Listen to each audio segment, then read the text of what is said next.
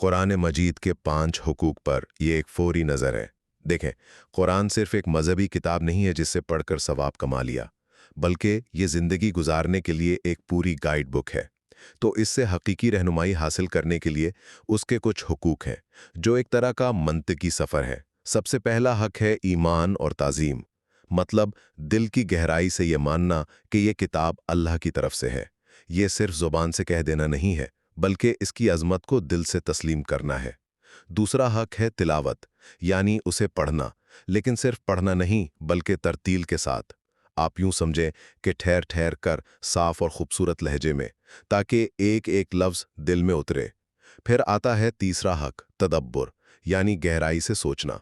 ये वो मरहला है जहां कुरान सिर्फ अल्फाज नहीं रहता, बल्कि आपके सवालों का जवाब बन जाता है और आप इसकी हिकमत में अपनी ज़िंदगी के मसाइल का हल ढूंढते हैं। चौथा हक, और शायद सबसे हमली कदम, है हुक्म पर अमल करना, यानी कुरान जो कहता है उसे अपनी ज़िंदगी में नाफिज करना। यही वो पॉइंट है जहां इल्म अमल में बदल जाता है। और आखिर में, जब ये रहनुमाई आपकी ज़िंदगी का हिस्सा बन जाए, तो पांचवां हक सामने आता है, इस पैगाम को दूसरों तक पहुंचाना, यानी तबलीग। तो बस ये 5 हुकूक मिलकर कुरान के साथ एक मुकम्मल और अमली ताल्लुक बनाते हैं, जो महज तिलावत से शुरू होकर ज़िंदगी बदलने तक जाता है।